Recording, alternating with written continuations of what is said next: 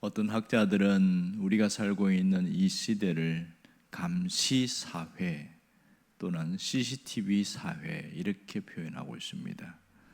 거리마다 또 건물 복도마다 또 엘리베이터 안도 그렇고 차량마다 블랙박스가 있고 모든 곳에 감시 카메라가 작동하는 것을 보게 됩니다. 우리나라를 넘어서 중국에는 감시 카메라가 7억 개 있다고 그럽니다. 그러니까 두 사람당 한 명꼴로 감시 카메라가 돌아간다고 그럽니다. 그리고 외국인들이 오게 되면 그 사람들을 초 단위로 그렇게 기록을 하고 또 그 사람들의 모든 것을 또 수집한다 이런 얘기를 합니다. 그러니까 우리가 가다가 빨간 불빛이 깜빡깜빡하면 갑자기 마음이 긴장되고 경직되는 경우가 많습니다. 분명히 나쁜 짓을 하지 않았음에도 불구하고 뭔가 부자연스럽게 행동되고 신경 쓰이고 뭔가 중압감과 피로감에 쌓이는 것이 현실입니다. 오늘 본문에도 보면 하늘에도 CCTV 같은 게 있다 이 얘기를 하고 있어요. 3절에 보면 여호와의 눈은 어디서든지 악인과 선인을 감찰하신다 이렇게 표현하고 있습니다. 여기 오늘 주목할 것은 여호와의 눈입니다. 하나님도 눈이 있다는 뜻입니까? 왜 하나님을 여호와의 눈이라고 표현을 쓸까요? 여기 눈이라고 표현된 히브리어 단어를 보면 복수로 되어 있습니다. 그러니까 하나님의 눈을 복수로 사용했다는 것은 하나님에게는 사각지대가 없다. 완벽하게 하나님은 통찰하고 계신 전지하심에 대한 성품을 이렇게 의인화해서 여호와의 눈이라고 표현하고 있습니다. 사람은 정면을 바라볼 수밖에 없습니다. CCTV도 가리키는 그 한 곳만 바라보게 되어 있습니다. 그리고 벽 너머에 있는 곳, 어떤 어두운 곳은 감찰하지 못합니다. 그러나 하나님은 빛과 어둠의 경계선이 없다는 것을 알 수 있고요. 또 눈에 보이는 것이 아닌 눈에 보이지 않는 마음까지도 하나님은 감찰하신다 이렇게 표현합니다. 그리고 오늘 중요한 단어가 바로 감찰이라는 단어인데요. 이 히브리어 단어를 보면 이 뜻은 성벽 위에 파수꾼이 망을 보는 것과 같은 단어입니다. 높은 곳에서 주의 깊게 스캔을 하면서 경계하는 모습을 감찰하다 이렇게 써놨습니다. 그러니까 성벽 위에 파수꾼을 보면 파수꾼이 밤새도록 서 있습니다. 어디를 바라봅니까? 성 안에 있는 바라보는 것이 아니고 성 밖에 들판을 주시하고 있습니다. 거기서 적군이 언제 침입하는 것인지 그것을 확인하는 것, 이게 파수꾼의 역할인데 바로 이때 감찰하다는 단어를 사용하고 있습니다. 그러면 하나님이 감찰하시는데 누구를 감찰하시는가? 여기 보면 악인과 선인이라고 말합니다.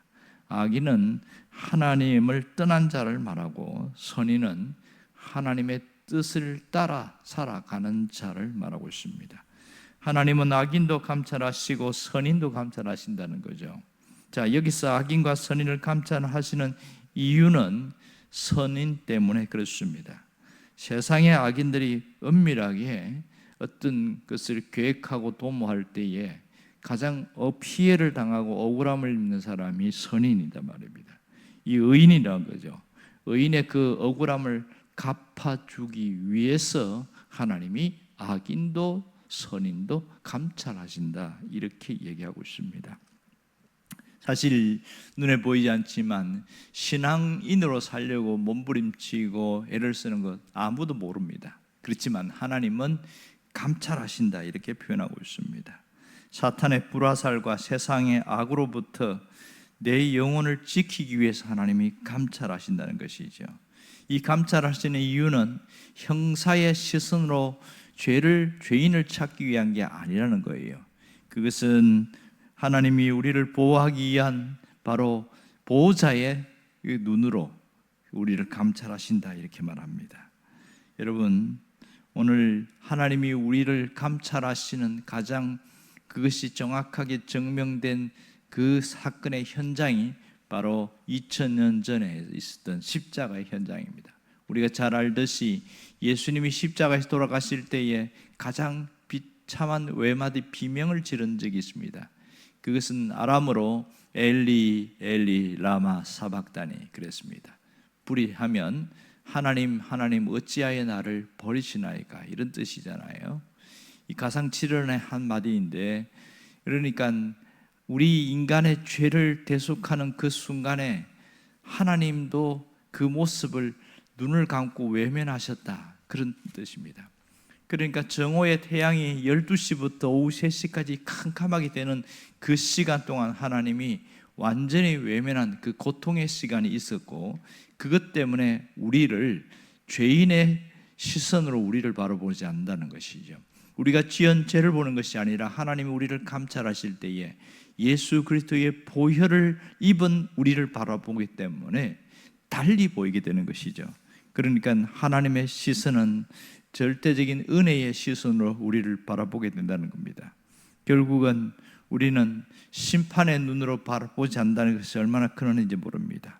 그런데 이러한 것을 모르면 정말 답답한 것이 뭐냐면 실천적 무신론자로 살아가게 되었습니다. 하나님이 우리를 감찰하신 자체가 부담스럽고 불편하고 그냥 왜 나를 보냐, 그런 식으로 봅니다. 왜냐하면 하나님을 제대로 믿는 사람들은 온전한 그리스도를 살아가지만 이중적인 생활하는 사람들은 하나님은 예배당에만 계시고 삶에는 없는 그런 이중적인 생활을 바로 실천적 무신론이라고 말합니다. 하나님은 누구를 위하여 감찰하시는가?